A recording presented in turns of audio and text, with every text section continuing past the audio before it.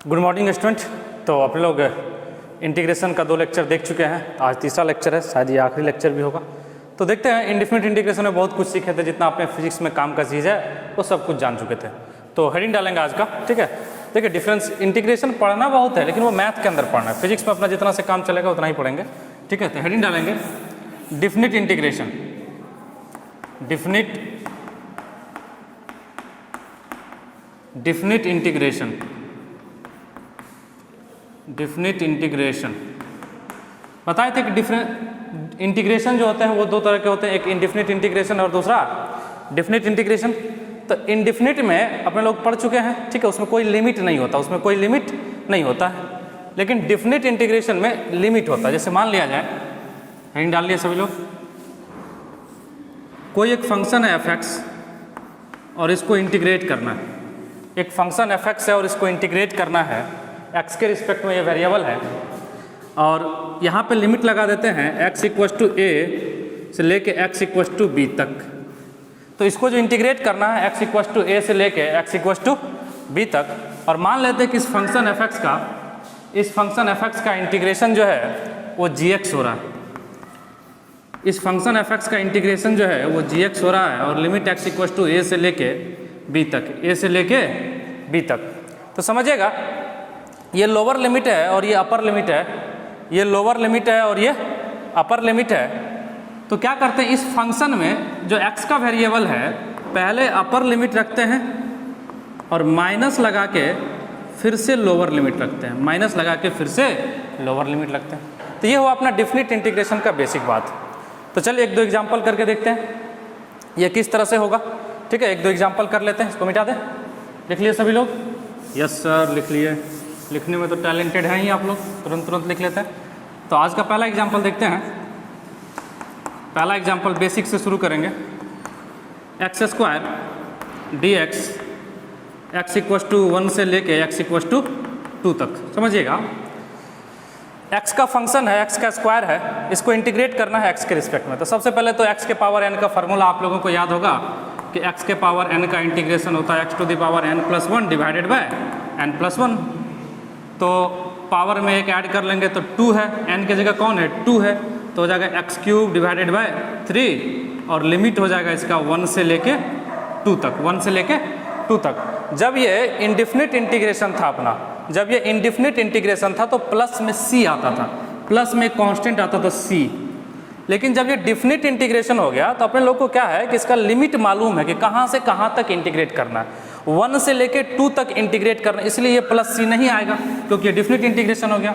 अब क्या करेंगे, सबसे पहले अपर लिमिट 2 रखेंगे x के जगह, तो 2 का क्यूब डिवाइडेड बाय 3, बीच में माइनस लगाएंगे, फिर लोअर लिमिट कितना, 1, तो 1 का क्यूब डिवाइडेड बाय 3, तो 2 का क्यूब हो गया 8 डिवाइडेड बाय 3 माइनस 1 का क्यूब 1 डिवाइडेड बाय 3 = 7/3। ये हो गया आपका आंसर। चलिए लिख लीजिए इसको, जल्दी छाप लीजिए आप लोग, छाप लिए, जल्दी से छापिए, छाप रहे हैं। चलिए आगे बढ़ते हैं, नेक्स्ट क्वेश्चन लेते हैं। बार बार कैमरा देखना पड़ता है पीछे से चल रहा है कि नहीं, ऐसा ना हो कि हम लिख रहे हो और रिकॉर्ड ही ना हो रहा। चलिए नेक्स्ट क्वेश्चन करते हैं, 1-2 और करते हैं। क्वेश्चन नंबर 2 आपके इंटीग्रेशन, डिफिनिट इंटीग्रेशन का 1/x² + 5 dx। Question number 3 e⁻x dx। Question number 4 1/x + 3 dx। Limit लगाएंगे। अच्छा, ये डिफिनिट इंटीग्रेशन लिमिट ले लीजिए, इसमें ले लीजिए 0 से 2, इसमें ले लीजिए 1 से 2, इसमें ले लीजिए 2 से 3। चलिए लिमिट ले लिए, डिफिनिट इंटीग्रेशन है, सभी क्वेश्चन में लिमिट डाल दिए। चलिए ट्राई करिए जल्दी से, तो 3-4 सेकंड में जल्दी से, या पॉज करके ट्राई करिए। या dx है, थोड़ा सा अपाहिज हो गया है, विकलांग, कोई बात नहीं, सीधा कर लिया, ठीक है। तो चलिए ट्राई करिए, सभी महानुभाव जो है पॉज करके इसको ट्राई करिए। चलिए देखते हैं क्वेश्चन नंबर 2, बिना समय गवाए हुए सॉल्यूशन क्वेश्चन नंबर 2 का। 1/x² plus 5 dx। Definite integration है, लिमिट है 0 से 2। बहुत बढ़िया, बहुत अच्छा, समझिएगा। 1/x² है तो x² को क्या करेंगे, ऊपर लेके चले जाएंगे। तो जब x² को ऊपर लेके जाएंगे तो ये क्या हो जाएगा, x⁻² प्लस 5। कोई समस्या? बिल्कुल नहीं सर, 0 से लेके 2 तक, ठीक है। ये 1/x² है ना, जब आप इसको ऊपर ले जाएंगे ना तो ये जो पावर में 2 है, ये जब ऊपर जाता तो ये माइनस में आ जाता, तो बस माइनस कर दिए, -2। अब आप अगर इस फंक्शन को देखेंगे तो x के पावर n के फॉर्म में आ गया, तो इसका इंटीग्रेशन हो जाएगा x⁻² plus 1 divided bye -2 plus 1 plus 5 का 5 इंटू एक्स, 5 का 5 इंटू एक्स। लिमिट कहाँ से कहाँ तक लगेगा, 0 से लेके 2 तक, समझिएगा। इसको कुछ नहीं किया, जो x के पावर n का अपना बेसिक फार्मूला था ना, याद करिए, फार्मूला नंबर 2 लेक्चर नंबर 1 का, ठीक है। तो जो बेसिक फार्मूला था x के पावर n, उसी में क्या किए थे, पावर n में 1 ऐड किए थे, तो -2 प्लस 1 डिवाइडेड बाय जो ऊपर में होता था वही नीचे में आता था, तो ऊपर में -2 प्लस 1 है, तो चुपके से इसको यहाँ से पकड़ के यहाँ रख दिया, ठीक है, और कुछ नहीं किया। अब प्लस 5 कांस्टेंट है तो 5 का क्या हो जाएगा, 5 इंटू एक्स, ठीक है। अब लिमिट ही तो पुट करना है, लिमिट ही तो पुट करना है। नीचे दिख रहा है ना, बोर्ड से बाहर तो नहीं जा रहा है। चलिए, x के पावर ऊपर में हो गया -2 plus 1 -1 divided by -1 plus 5x। Limit है 0 से लेकर 2 तक, समझिएगा इसको ध्यान से। सबसे पहले अपर लिमिट रखेंगे, तो जहाँ जहाँ x दिख रहा है, देखिए वेरिएबल अपना कौन था, x था, तो जहाँ जहाँ x दिख रहा है वहाँ वहाँ 2 पुट करेंगे सबसे पहले। तो यहाँ पे x दिख रहा है तो x को बोलेंगे, x को यहाँ से भगा देंगे और उसके बदले में 2 डाल देंगे, तो 2 के power -1 divided by -1 plus 5x। अच्छा, x 5x है, x की जगह क्या डालेंगे, 2 डालेंगे, तो 5 इंटू 2 ब्रैकेट बंद माइनस। अब लोअर लिमिट कितना है, 0। लोअर लिमिट क्या है, 0। तो लोअर लिमिट जो 0 है तो ये क्या हो जाएगा, 1 बाय ये 0 के पावर -1। ये देखिए यहाँ पे प्रॉब्लम आ गया, यहाँ पे प्रॉब्लम क्या आ गया, समझिएगा इस बात को। Divided by -1 plus 5 into 0, 5 into 0। Problem क्या आया, इस बात को समझिएगा। x टू द पावर -1 है, इसका मतलब ये 1/x है, इसका मतलब ये क्या है, 1/x है। x के पावर -1 का मतलब क्या होता है, 1/x। और हम बोल दिए कि लिमिट 0 से 2 ले लीजिए, तो x के जगह जैसे आप 0 रखे तो 1/0। और भाई साहब, ये बहुत बड़ा दुर्घटना है मैथ का, इससे बड़ा ब्लंडर हो नहीं सकता है। मैथ में कभी भी नीचे में 0 नहीं आ सकता, और इस क्वेश्चन में क्या हो गया, 0 आ गया। 0 आ गया मतलब ये फंक्शन जो लिया गया था, समझिएगा बात को, ये फंक्शन जो लिया गया था वो 0 पे डिफाइन ही नहीं था। और जब 0 पे डिफाइन ही नहीं था और आपको हम बोल रहे हैं कि 0 पुट करिए, आपको हम कह रहे हैं कि 0 पुट करिए, तो ये देखिए ना, 0 के पावर -1 मतलब 1/0। अच्छा, कई लोग समझ रहा होगा, सर 0 के पावर -1 0 होता है। अरे बिल्कुल गलत है, 0 के पावर -1 0 नहीं होता है, ये 1/0 है। रियल में ये 1/0 है, और 1/0 अनडिफाइंड होता है। 1090 डिग्री याद करिए ना, बचपन में पढ़े होंगे क्लास 10th में। 1/0 क्या होता है, अनडिफाइंड होता है, 1090 डिग्री। तो इसलिए ये अनडिफाइंड हो गया, तो इसको 1 से 2 कर लीजिए। लिमिट को क्या दिक्कत है, सर डिफाइन नहीं हो रहा है तो 1 से 2 कर लीजिए, कोई दिक्कत नहीं है। यहाँ पे फंक्शन डिफाइन नहीं है तो 1 से 2 कर लीजिए। तो 1 से 2, तो 1 रखेंगे यहाँ, तो 1 रखेंगे तो हो जाएगा 1 to the power -1 divided by 1 plus 5 into 1 plus 5 into 1। इसको सॉल्व कर लीजिएगा, बाकी कर दे क्या, ऊपर कर दें सॉल्व, सर कर दीजिए आप ही, इतना मेहनत हमको कहाँ करने आता है, ठीक है। -1/2 प्लस 10 -1 प्लस 5 -1 प्लस 5 सॉल्व कर लीजिएगा, ये हो जाएगा 9.5 -4, ये आंसर हो गया 4.5। चलिए, बहुत अच्छा, बहुत बढ़िया। लिख लीजिए इसको जल्दी से, जो नहीं लिख पाए हैं वो पॉज करके लिख लीजिए। ये मत पूछिएगा सर पॉज कैसे होता है, कमेंट करके, ठीक है। चलिए next question, e⁻x dx, question number 3। e⁻x dx limit है 1 से लेके 2 तक, 1 से लेके 2 तक। e⁻x का इंटीग्रेशन e⁻x लिमिट 1 से लेके 2 तक, x के जगह 2 रखेंगे, minus minus minus lower limit, e⁻x है तो लोअर लिमिट 1 है, e⁻1। ये हो गया आंसर। जिसको कॉमन लेना है यहाँ e के पावर 1 कॉमन हो सकता है, e के पावर 1 कॉमन ले सकते हैं, कोई समस्या नहीं है, बिल्कुल नहीं सर। चलिए क्वेश्चन नंबर 3 देखें। क्वेश्चन नंबर 4 इंटीग्रेशन लिमिट 2 से 3 1/x प्लस 3 1/x प्लस 3। चलिए 1/x का देखिएगा ध्यान से, इंटीग्रेशन 1/x का log x को अपने कैलकुलस में ln x लिखते हैं क्योंकि इसका बेस e होता है, तो 1/x का ln x प्लस 3 का 3x। लिमिट कहाँ से कहाँ लगाएंगे, लिमिट लगा देंगे 2 से 3, लिमिट 2 से 3 लगा देंगे तो क्या हो जाएगा ln 3 plus 3 × 3 9 minus ln 2 minus 3 × 2 6, ये हो जाएगा आंसर। ठीक है, तो ln 3 minus ln 2, ln 3 minus ln 2, ln 3 minus ln 2 9, यहाँ पे प्लस है 9 माइनस 6 हो जाएगा plus 3, ln a minus ln b, ln a minus ln b ln a/b होता है, log a/b, ये भी लिख सकते हैं, कोई दिक्कत नहीं। चलिए लिख लीजिए। चलिए मिटा देते हैं, हेडिंग डालेंगे area under the curve. Heading डालिए। चलिए तो लिख लिए। तो हेडिंग डाल रहे थे एरिया अंडर द कर्व, बहुत ही खूबसूरत सा टॉपिक है।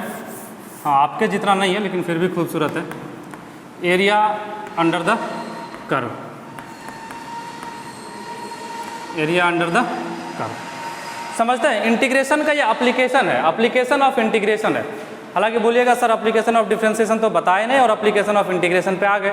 तो एक्चुअली एप्लीकेशन ऑफ जो इंटीग्रेशन है वो थोड़ा सा आसान है, बिना ग्राफ जाने हुए भी कर सकते हैं, लेकिन एप्लीकेशन ऑफ डिफरेंशिएशन के लिए ग्राफ समझना बहुत ज़रूरी है। तो जब ग्राफ चैप्टर पढ़ लेंगे, ग्राफ का बेसिक पढ़ लेंगे, उसके बाद एप्लीकेशन ऑफ डिफरेंशिएशन भी पढ़ेंगे। फिलहाल आइए एरिया अंडर द कर्व। मान लीजिए कि आपके पास कोई एक शेप है, ये XY कोऑर्डिनेट है, ये XY कोऑर्डिनेट है और एक ग्राफ है इस तरह से, एक ग्राफ है मतलब इस तरह से लाइन है और आपको बोला गया कि यहाँ से लेके यहाँ तक एरिया कैलकुलेट करिए। x = 2 से लेके x = 4 तक एरिया कैलकुलेट करिए, मान लेते हैं, या x = a से लेके x = b तक एरिया कैलकुलेट करिए। चलिए बहुत अच्छा, बहुत बढ़िया। ये x है, ये y है। अब आप लोगों से पूछे कि बताइए ये ट्रायंगल दिख रहा है, रेक्टेंगल दिख रहा है, सर्कल दिख रहा है, एलिप्स दिख रहा है, तो आपने कहा सर ये तो कुछ दिख ही नहीं रहा है, ये तो लाइन इस तरह से है, ये तो लाइन ये तो कर्व है, ये स्ट्रेट लाइन तो है ही नहीं। तो जब ये स्ट्रेट लाइन है ही नहीं तो ना तो ये रेक्टेंगल है, ना ही ट्रायंगल है, ना कुछ और है। ठीक है, और ये एरिया आपको कैलकुलेट करना है, ये एरिया आपको बताना है। तो इसके लिए ही इंटीग्रेशन का यूज़ करेंगे। इस एरिया को निकालने के लिए जो हम यूज़ करेंगे वो इंटीग्रेशन का। तो जुगाड़ लगाया गया, देसी जुगाड़ लगाया गया। तो जुगाड़ क्या था समझिएगा इस बात को। ठीक है, बोला गया कि इसको y = fx, ये कर्व का इक्वेशन दिया हुआ है, y = fx, ये y = fx का ग्राफ है, ये y = fx है, कर्व का इक्वेशन y = fx है, मतलब ये y जो है x के रूप में है। तो बोला गया कि एक पतला सा स्ट्रिप मान लीजिए, एक पतला सा स्ट्रिप मान लीजिए dx मोटाई का, एक पतला सा स्ट्रिप मान लीजिए dy मोटाई का, एक पतला सा स्ट्रिप मान लीजिए, ये अच्छा x पे लिए है ना, देखिए इसको मानेंगे x1, इसको मानेंगे x2, और ये दोनों बहुत करीब है, ये दोनों बहुत करीब है। तो इसका मोटाई मान लीजिए dx है, और dx जानते ये बहुत छोटा होता है, dx कितना होता है, बहुत कम होता है। ये dx मोटाई का एक पतला सा स्ट्रिप मान लिए। तो dx मोटाई का जो पतला सा स्ट्रिप माने, आप ध्यान से देखिएगा, इस तरह से बना, ये बहुत पतला है, ये लगभग एक दूसरे से चिपक के है, चिपक के है, दोनों एक दूसरे से चिपक के है। तो इतना पतला स्ट्रिप है और इसका मोटाई जो है, ये वाला मोटाई वो dx है। अच्छा, लंबाई कितना हो जाएगा, ये देखिए लंबाई को ही तो y बोलेंगे, y एक्सिस ही तो अपना हाइट बताता है। इस स्ट्रिप का हाइट कितना हो जाएगा, y हो जाएगा, और y कितना हमको नहीं मालूम, y कितना वो हमको नहीं मालूम। ठीक है, अब देखिए ध्यान से, अगर इस पतले स्ट्रिप को अगर इस पूरे के पूरे एरिया को इस तरह से पतले पतले बहुत सारे स्ट्रिप में अगर बांट देंगे, अगर बहुत सारे स्ट्रिप में इस तरह से बांट देंगे और हर स्ट्रिप का मोटाई dx ले लेंगे, हर स्ट्रिप का मोटाई dx लेंगे, तो क्या ये रेक्टेंगल की तरह दिख रहा है? क्या ये रेक्टेंगल की तरह दिख रहा है? ये देखिए, तो क्या इसका एरिया, इस छोटे से एरिया को हम y इंटू डी एक्स लिख सकते हैं? बिल्कुल लिख सकते हैं। तो छोटे से एरिया को, इस छोटे से एरिया dA को क्या हम y इंटू डी एक्स लिख सकते हैं? बिल्कुल लिख सकते हैं सर। मोटाई dx है और हाइट y है, मोटाई dx है और हाइट कितना है? y है। तो dx मोटाई हाइट y, तो जब ये रेक्टेंगल की तरह दिखेगा, जब ये रेक्टेंगल की तरह दिखेगा तो क्या हो जाएगा? y into D x. और इस तरह सारे एरिया को अगर ऐड कर लें, अगर सभी एरिया को ऐड कर लें, सभी पतले पतले छोटे छोटे स्ट्रिप का जो एरिया बना है, इस एरिया को अगर ऐड कर लें तो क्या पूरे यहाँ से यहाँ तक का एरिया मिल जाएगा? यहाँ से यहाँ तक का एरिया मिल जाएगा। तो चलिए तो ऐड कर लेते हैं। तो पूरा का पूरा ऐड करने के लिए क्या करेंगे? इंटीग्रेशन करेंगे। तो dA का इंटीग्रेशन हो जाएगा एरिया, टोटल एरिया, और ये y इंटू डी एक्स, कहाँ से कहाँ तक? y इंटू डी एक्स कहाँ से कहाँ तक? x इक्वस टू a से लेके x इक्वस टू b तक, x इक्वस टू a से लेके x इक्वस टू b तक। देखिए आगे में अगर dx है ना तो लिमिट x का लेंगे, और आगे में अगर dy होता ना तो लिमिट जो है वो y का लेते। अगर यहाँ dy होता तो लिमिट y का लेते, x है dx है इसलिए x का लिमिट ले, अगर dz होता तो लिमिट z का लेते। चलिए बहुत अच्छा। अब y x के रूप में गिवन है, y equals to F X, इसको रख सकते हैं एरिया इक्वस टू, कोई दिक्कत नहीं है। आप x के फंक्शन के रूप में रख सकते हैं, इसको x के फंक्शन के रूप में रख सकते हैं, कोई समस्या नहीं है। x इक्वस टू a से लेके x इक्वस टू b तक, x इक्वस टू a से लेके, तो ये हो गया आपका एरिया का फार्मूला। तो कोई भी एरिया निकालना होगा तो इसी तरीके से निकालेंगे। एक बात और ध्यान रखिएगा, एरिया कभी नेगेटिव नहीं होता है, तो माइनस में आंसर मत दे दीजिएगा सर एरिया -5 मीटर स्क्वायर आ गया। Area can not be in negative, ठीक है, नेवर भी नेगेटिव, तो कभी नेगेटिव नहीं हो सकता। तो जब नेगेटिव भी आपका आंसर आएगा ना तो उसको पॉजिटिव में आंसर देंगे। आगे आप लोग मैथ में पढ़ेंगे मोडलस, ये मोड होता है, तो -5 का भी मोड 5 होता है और 5 का भी मोड 5 होता है। तो मतलब मोड लगा के आंसर देना, ऐसे करके मोड, मतलब एक डब्बा में घेर देना है, इसको डब्बा में क्या करना है? घेर देना है, ठीक है। तो मतलब प्लस में आंसर देना, सीधा सीधा समझिए, हमेशा प्लस में आंसर देना है। इसको लिख लीजिए इसको जल्दी से इसको नोट करिए। कर रहे हैं नोट? Yes sir. एक दो एग्जाम्पल देखेंगे, चलिए। तो एरिया का पहला example,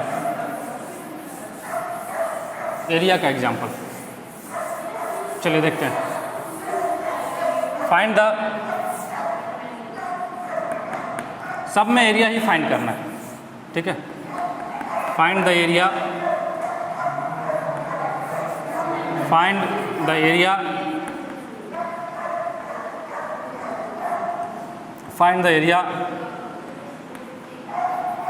of curve under the curve y equals to x square, under the curve y equals to x square, y equals to x square from x equals to 2 to x equals to 3। देखिएगा एक curve दिया गया है y equals to X square, एक graph दिया गया है y equals to X square, और बोला गया x इक्वस टू 2 से लेके x इक्वस टू 3 तक एरिया बताना। तो सर ग्राफ तो आता नहीं है। सर तो ग्राफ आता नहीं तो खींचने की ज़रूरत भी नहीं है। अगर इसके ग्राफ की बात करें ना तो इसका ग्राफ ऐसे होता है y equals to X square का, ठीक है। y के पावर 1 है, y कभी नेगेटिव नहीं हो सकता है, ठीक है। x धीरे धीरे बढ़ेगा लेकिन y तेजी से बढ़ेगा। इसका ग्राफ इस तरह से होता है। अब देखिए लिमिट किसका दिया गया? y का दिया, x इक्वस टू 2 से x इक्वस टू 3 तक, तो x इक्वस टू 2 मान लीजिए ये है। अरे एक ग्राफ बना दिए, कैसे ग्राफ बना वो बाद में सीख लेंगे, ठीक है।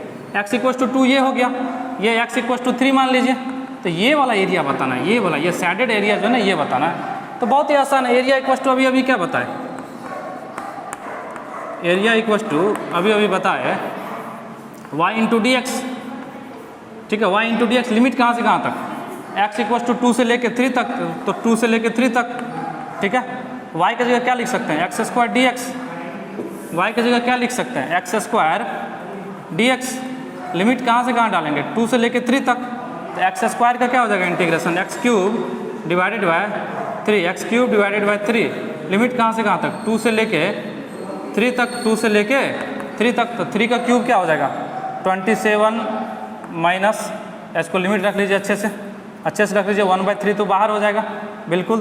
3 का क्यूब माइनस 2 का क्यूब, 3 का क्यूब कितना होता है 27 माइनस 8, तो 1/3 27 माइनस 8 ये हो जाएगा 19/3, 19/3। इसको लिख लीजिए, लिख लिया? बिल्कुल सर लिख रहे हैं, जल्दी से लिख लीजिए। चलिए, तो इस तरह से एरिया निकाल लेंगे। एक दो और स्टैंडर्ड क्वेश्चन करते हैं, ठीक है? चलिए मिटा दिए इसको, एक दो और क्वेश्चन कर लेते हैं।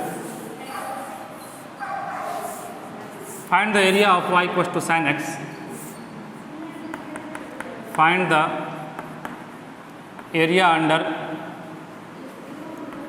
Under y equals to sin x, y equals to sin x from x equals to 0 to pi, from x equals to 0 to x equals to 0 to x equals to pi, from x equals to 0 to x equals to pi. Area बताना है sin x का, sin x का area बताना है 0 से लेके पाई तक, 0 से लेके। इसका ग्राफ तो सभी लोग को पता है, sin x का ग्राफ तो बताए हैं, याद करिए ट्रिगोनोमेट्री का लेक्चर नंबर 2 शायद 2 या 1 में बताएं, y equals to sin x।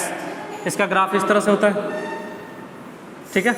ये 0 हो गया, ये पाई हो गया, तो ये वाला एरिया बताना 0 से लेके पाई तक, ये वाला एरिया बताना, ये वाला एरिया बताना, ठीक है? 0 से लेके पाई तक तो बहुत आसान है। एरिया इक्वल्स टू क्या होता है integration y dx, area equals to क्या होता है इंटीग्रेशन y dx, बिल्कुल होता है सर, ठीक है? y की जगह क्या लिख सकते हैं, y की जगह क्या लिख सकते हैं sin x, तो integration sin x dx। x का लिमिट कहाँ से कहाँ तक बोला गया 0 से लेके पाई तक, तो लिमिट लगा दीजिए 0 से पाई तक। sin x का integration minus cos x, sin x का इंटीग्रेशन माइनस कॉस x कहाँ से कहाँ तक 0 से लेके पाई तक, 0 से लेके पाई तक। माइनस को बाहर कर लीजिए, कॉस पाई माइनस कॉस 0। देखिए कॉस पाई जो होता है ना वो -1 होता है, कॉस पाई -1 होता है और कॉस 0 1 होता है, तो -1 आंसर हो गया 2। इसका जो एरिया हो जाएगा ना वो 2 यूनिट हो जाएगा। जो एरिया हो जाएगा इस एक डब्बा का, ये जो डब्बा बना हुआ है इस तरह से जो टीला बना हुआ है, एक जो पहाड़ बना हुआ है, इसका एरिया 2 यूनिट हो जाएगा। इसका एरिया कितना हो जाएगा 2 यूनिट एरिया हो जाएगा, ठीक है? अब मान लीजिए इसी क्वेश्चन को समझिएगा कि 2 पाई होता है।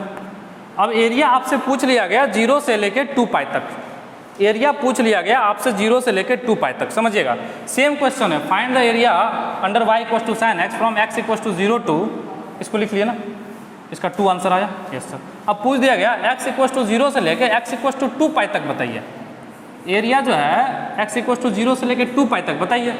तो अब देखिए अगर आप इसको इंटीग्रेट करेंगे तो क्या प्रॉब्लम आएगा, ध्यान से देखिए।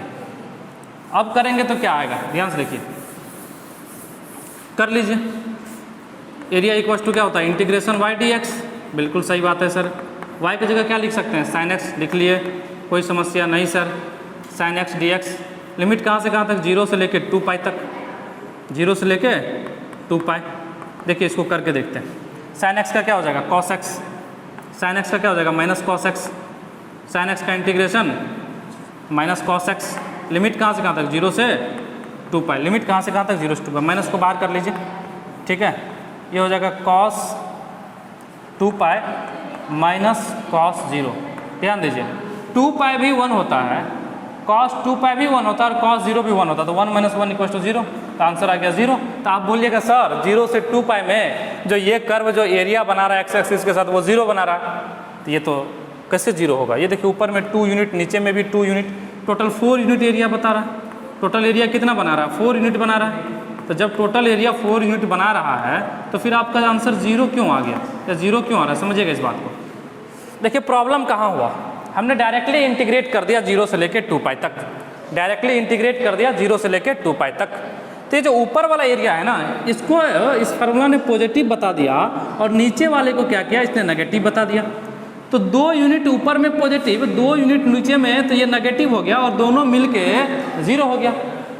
लेकिन ऐसा नहीं कर सकते हैं अपने लोग। तो इसीलिए क्या करेंगे, जो पॉजिटिव में है, जो एक्स एक्सिस के ऊपर है उसका एरिया अलग से निकालेंगे, और जो एक्स एक्सिस के नीचे है उसका एरिया अलग से निकालेंगे, और दोनों को ऐड करेंगे, दोनों को ऐड करेंगे। अब देखिए ना, इस फार्मूला से जैसे एरिया निकाले, आंसर क्या आ रहा है, 0 आ रहा है। अब 0 क्यों आ रहा है, उसका लॉजिक भी है कि सर 0 से पाई तक 2 यूनिट, ये ग्राफ ऊपर में था इसका तो +2 यूनिट आया, और ये जो नीचे में था ना पाई से 2 पाई के बीच, इसका आंसर आ गया -2 यूनिट। लेकिन भाई साहब जब ये -2 यूनिट भी आएगा तो जब एरिया पूछा जाएगा तो इसका तो हम 2 यूनिट ही बताएंगे ना, क्योंकि एरिया को तो हमेशा पॉजिटिव बताना है, एरिया को तो नेगेटिव बता ही नहीं सकते हैं। तो जब ये भी पॉजिटिव तो आंसर तो 0 हो ही नहीं सकता है। लेकिन इस फार्मूला ने क्या किया, हमको 0 दे दिया। इसलिए 0 दे दिया क्योंकि आधा एरिया ऊपर था आधा नीचे था।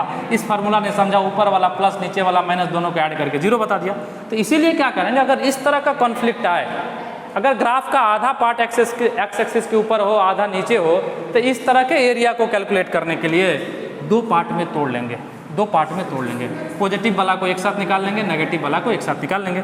तो मतलब इसको जो 0 से 2 पाई है इसको इस तरह से ब्रेक कर लेंगे, इसको इस तरह से ब्रेक कर लेंगे। ध्यान दीजिएगा, 0 से पाई sin x dx plus pi से 2 पाई, पाई से 2 पाई sin x dx।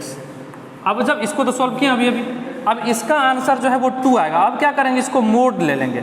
मोड इसलिए ले लेंगे कि इसको हम नेगेटिव में आंसर नहीं दे सकते, इसको मोडलेस लगानी है। जब भी इसको आंसर देंगे हम पॉजिटिव में देंगे, जब भी आंसर देंगे हम किस में देंगे, पॉजिटिव में आंसर देंगे। किस में आंसर देंगे, पॉजिटिव में आंसर देंगे। तो जब इसका आप पॉजिटिव में आंसर देंगे, इसको तभी अभी सॉल्व किया 2 यूनिट आ रहा था, इसको तभी अभी सॉल्व किया 0 से पाई 2 यूनिट आ रहा था, ठीक है।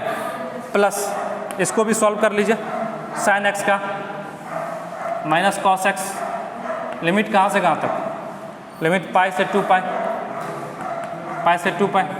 ध्यान दीजिएगा, 2 plus mode minus cos 2 pi minus cos पाई, cos 2 पाई माइनस cos पाई। cos 2 पाई होता है 1, cos 2 पाई होता है 1 और cos पाई होता है -1। तो ये क्या हो जाएगा, 2 प्लस माइनस ये 1 माइनस और ये -1 प्लस 1, तो ये -2 हो गया कि नहीं, और -2 लेकिन मोड लगा दिए हैं, तो मोड लगा दिए हैं तो ये क्या होगा, 2 + 2 = 4, 2 + 2 = 4। तो आंसर कितना देंगे, 4 यूनिट। अगर एरिया पूछा जाएगा तो कितना देंगे, 4 यूनिट। एरिया कितना देंगे, 4 यूनिट। चलिए इसको छाप लीजिए, जल्दी से छाप लीजिए, जल्दी से छाप लीजिए, इसको छाप लिए। तो एरिया में ध्यान रखना है, एरिया में ध्यान रखना है, ठीक है। हमको हमेशा क्या करना है, आंसर पॉजिटिव देना है। इसीलिए कई जगह जो आप फार्मूला देखेंगे वो इस तरह से लिखा होता है, एरिया जो होता है इंटीग्रेशन ऑफ y dx, और इसका मोड ले लेता है। अब मोड इसलिए लिया क्योंकि एरिया को हमेशा पॉजिटिव दिखाना है, एरिया को क्या दिखाना है हमेशा, लेकिन मोड आप लोग पढ़े नहीं अभी तक, तो इसीलिए हमने मोड नहीं लिया। लेकिन आप मोड लिख सकते हैं, आप मोड लिख सकते हैं, ठीक है, बिल्कुल सही बात है। तो इस तरह से एरिया कैलकुलेट कर लेंगे। 1-2 और कंसेप्ट देख लीजिए, ठीक है। मान लिया जाए कि आपको एक ग्राफ दे दिया गया, एक ग्राफ दे दिया गया y = x² का ग्राफ है, और बोला गया कि y = 1 से लेके और y = 2 तक का एरिया निकालिए।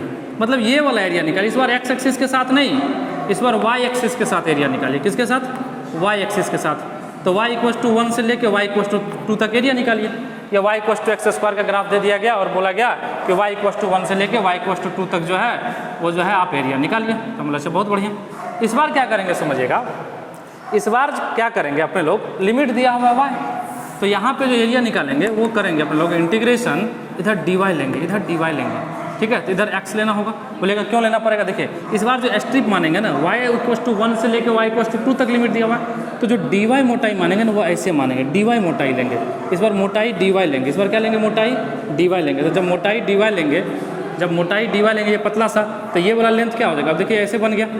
इसका मोटाई dy है, ये बहुत पतला है, ये बहुत पतला है, ठीक है। तो इसका मोटाई कितना है, dy, तो इसका लेंथ कितना हो जाएगा, x। ये देखिए ना x, लेंथ कितना हो जाएगा, x। तो इसका एरिया क्या हो जाएगा, x dy, लेंथ क्या हो जाएगा, x dy, ठीक है। इसको सोल्व करने का आसान सा तरीका है, देखिए y = x² है, तो x = क्या हो जाएगा, y⁴ तो यहाँ लिख लीजिए y⁴ dy। कहाँ से कहाँ तक, 1 से लेके 2 तक। तो y⁴ का क्या हो जाएगा, y⁴ + 1 ये 3/2 हो गया, नीचे में भी 3/2 कहाँ से कहाँ तक लिमिट रख लीजिए, 1 से लेके 2 तक, तो क्या 2/3 लिमिट रखिए, y के पावर 2 के पावर 3/2 माइनस 1 के पावर 3/2, तो 1 के पावर समथिंग तो 1 ही होता, तो ये हो जाएगा आंसर। समझ गए ना कि जब आपको बोला गया y = 1 से y = 2 तक, तो यहाँ क्या ले लेंगे dy, यहाँ क्या ले लेंगे dy, तो यहाँ dy लेंगे तो यहाँ कौन आ जाएगा x, यहाँ dy लेंगे तो यहाँ कौन आ जाएगा x, तब x को y के रूप में रिप्रेजेंट करेंगे। देखिए दिया हुआ था y = x², लेकिन x को हमने y के रूप में रिप्रेजेंट कर लिया, x = y के पावर 1/2, x = y के पावर यहाँ 1/2 लिख के इंटीग्रेट कर लिए। चलिए बहुत अच्छा, बहुत बढ़िया। चलिए एक और कॉन्सेप्ट बता देते हैं, कभी भी अगर लिमिट को बदलेंगे ना, मान लिया जाए कि आपके पास कोई इंटीग्रेशन है f(x) dx और लिमिट a से b दिया हुआ है, और आप चाहते हैं कि हम लिमिट a से b नहीं b से a दें, ये माइनस आ जाएगा पीछे, ये पीछे माइनस आ जाएगा। जब पीछे आप माइनस ले लिए हैं तो आप इसका लिमिट बदल सकते हैं, f(x) dx ये हो जाएगा b से लेके a तक, b से लेके a तक। मतलब ये हुआ ना कि जब आप लिमिट चेंज करेंगे ना, अपर को लोअर में लाएंगे, लोअर को अपर में लाएंगे ना, तो पीछे में बस एक आपको छोटा सा चुपके से माइनस लगा देना, तो कोई समस्या नहीं होगा। ठीक है, ये प्रॉपर्टीज़ है, ये प्रॉपर्टीज़ है इसका। चलिए आई होप कि आप लोगों को ये लेक्चर समझ में आ गया होगा। तो आज के इस लेक्चर में इतना ही, फिर मिलते हैं नेक्स्ट लेक्चर में। आप लोगों ने जो जीवन का एक बेशकीमती समय दिया, जो खूबसूरती समय दिया, इसके लिए बहुत बहुत धन्यवाद एंड बाय।